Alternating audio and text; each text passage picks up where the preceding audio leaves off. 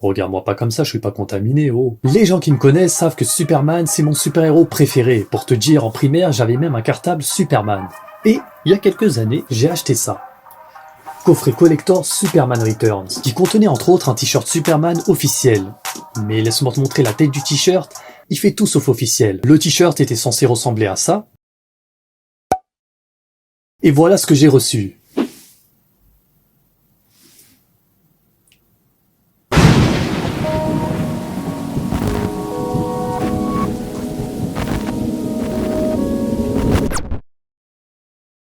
Dans la vie, ça arrive qu'on commence des trucs qu'au final, on va laisser tomber. Pour les films, c'est pareil. Des projets qui ont fini dans le cimetière cinématographique, il y en a plein. Et aujourd'hui, le temps d'une vidéo, on va ramener à la vie l'un d'eux, Superman Flyby. Alors mets bien ton slip par-dessus ta Sarwell, et c'est parti.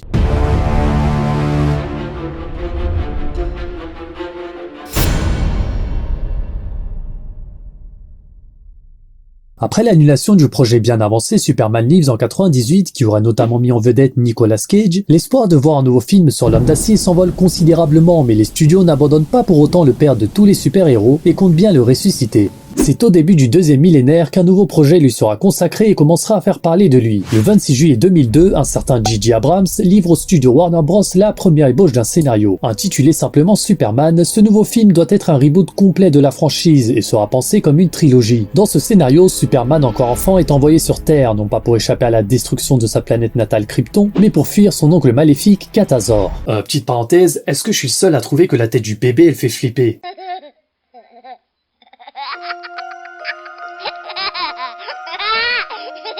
Bref, mais pourquoi donc Katasor veut tuer son neveu? Car une ancienne prophétie annonce l'arrivée d'un élu et il craint justement que ce soit Superman. Une fois arrivé sur Terre, ce dernier est adopté par les Kent. Il grandit, il découvre ses pouvoirs, il se sent exclu, traverse une crise existentielle, bref, tu connais. À l'université, il rencontrera Lois Lane, dont il tombera amoureux et tous deux travailleront ensuite en tant que journalistes au Daily Planet. Tandis qu'au même moment sur la planète natale Krypton, Katasor, qui a imposé une dictature militaire, a fait prisonnier Jor-El, le père de Superman. Et quant à la mère, Lara, elle a pris la fuite dans des montagnes kryptoniennes. Clark, qui menait une vie tranquille sur Terre, verra par la suite son quotidien bouleversé. Il enfilera son costume pour la première fois lors du sauvetage d'un avion, élément qui sera repris dans Superman Returns. Par la suite, débarquera sur Terre Chizor, le fils de Katasor, et devait alors s'en suivre des scènes de combat titanesques. Pas seulement à Metropolis ou à Gotham, mais aussi en Égypte, où les pyramides auraient pris très cher, et aussi à Paris, avec des scènes de destruction sur la cathédrale de Notre-Dame. En somme, toute la planète était devenue un terrain de guerre. Le film se terminait avec Superman qui montait dans son vaisseau et rejoignait sa planète afin d'accomplir son destin, ce qui aurait constitué le début du deuxième épisode de cette trilogie. Sache que ce que tu viens d'entendre est un condensé du scénario, car J.J. Abrams avait tellement blindé son histoire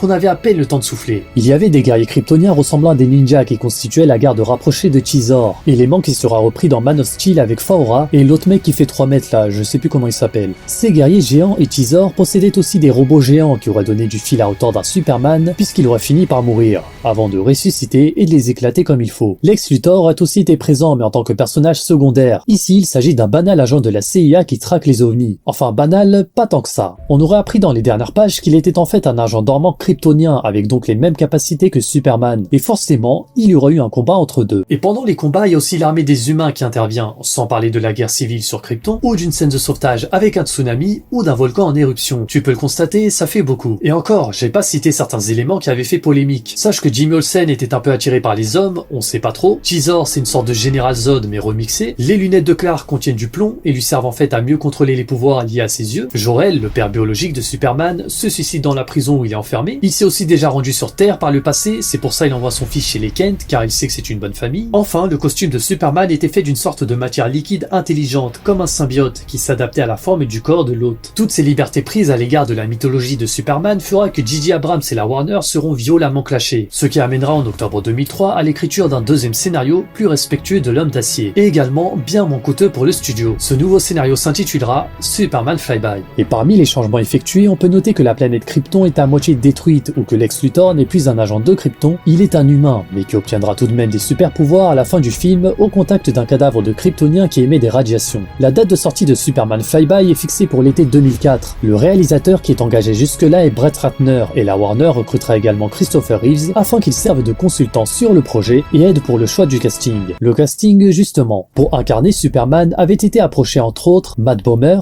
Judd Law, Brendan Fraser, Paul Walker ou James Marsden. Ce dernier jouera finalement dans Superman Returns quelques années plus tard, mais en tant que petit ami de Lois Lane. En parlant de Lois Lane, il y avait Amy Adams qui sera contactée, qui ne sera pas retenue, mais qui finira tout de même par incarner le personnage dans Man of Steel. Où il y avait aussi Kerry Russell, cependant pour plusieurs raisons dont la fameuse malédiction de Superman, refusera de faire partie du projet. Anthony Hopkins sera casté en tant que Jor-El et Ralph Fiennes en tant que Lex Luthor. Si tu l'ignores, c'est Ralph Fiennes qui a joué Voldemort. Il aura donc pu jouer deux méchants chauves. Rajoute un nez à Voldy et tu sauras à quoi aurait pu ressembler Lex Luthor. Il est toujours aussi moche quoi. Mais tout le casting que je viens de citer partira à la poubelle car Brett Ratner quittera le projet en 2003 à cause des trop nombreux retards que prenait la mise en place du film. Un nouveau casting sera alors concocté par McG, le nouveau réalisateur, et laisse-moi dire il y avait qui, tu verras, c'était un casting prometteur. Pour Jimmy Olsen, il y avait Shia LaBeouf, pour Lois Lane, Scarlett Johansson, et pour Lex Luthor, Johnny Depp, avant que progressivement le choix se tourne vers Robert Downey Jr. Johnny Depp ou Robert Downey Jr. en tant que Lex Luthor, l'un comme l'autre aura fait un truc de fou. Bon, par contre, il aurait fallu qu'il soit chauve, et ça leur donne une tête assez chelou.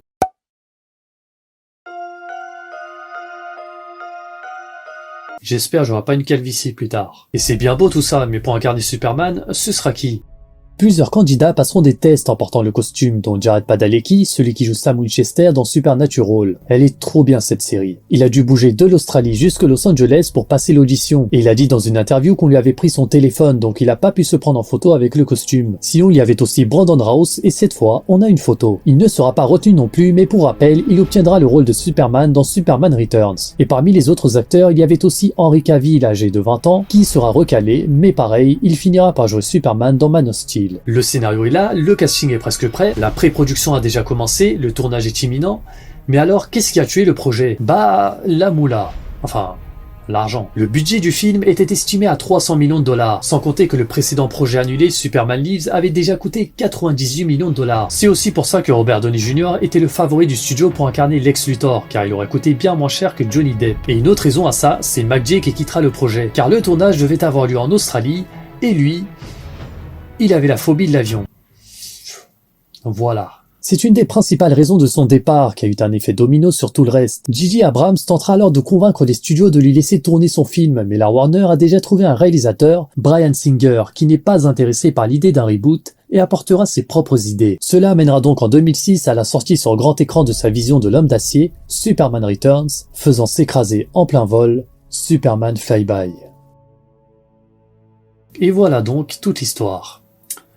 C'est dommage quand même, car même si quelques éléments du scénario étaient un peu bizarres, la version de J.J. Abrams avait le mérite, et je l'ai pas dit avant, de proposer un véritable monde sur Krypton. Genre on aurait eu un aperçu de la culture kryptonienne avec des animaux de la planète, des jeux de société auxquels s'adonnaient les Kryptoniens, et mieux encore, Krypton avait sa propre langue. Car on est d'accord que dans les autres films Superman, les Kryptoniens qui parlent anglais, c'est pas très logique. C'est comme si d'un seul coup ils se mettaient à parler pakistanais, t'as capté. Quoi qu'il en soit, si J.J. Abrams n'a pas pu réaliser son Superman Flyby, il réalisera dans quelque temps le reboot de Superman, avec notamment, si les informations s'avèrent exactes, Michael B. Jordan dans le rôle de Superman. Bon, ça commence déjà à faire inutilement polémique à cause de la couleur de peau de l'acteur. Alors j'ai donné aux gens qui se plaignent une vraie raison de se plaindre. Tu sais laquelle ? Le Superman indien.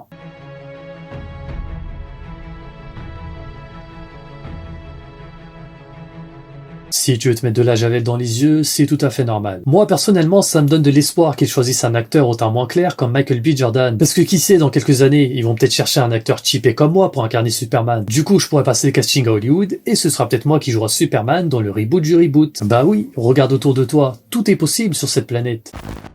Et c'est tout pour aujourd'hui. Est-ce que tu as bien apprécié cette vidéo ? Si c'est le cas, n'hésite pas à liker, commenter, t'abonner et à partager. Dis-moi toi, t'en as pensé quoi de Superman Flyby ? Est-ce que ça avait l'air d'être un bon Superman ? Quant à moi, je te laisse là, je te dis merci et à la semaine prochaine.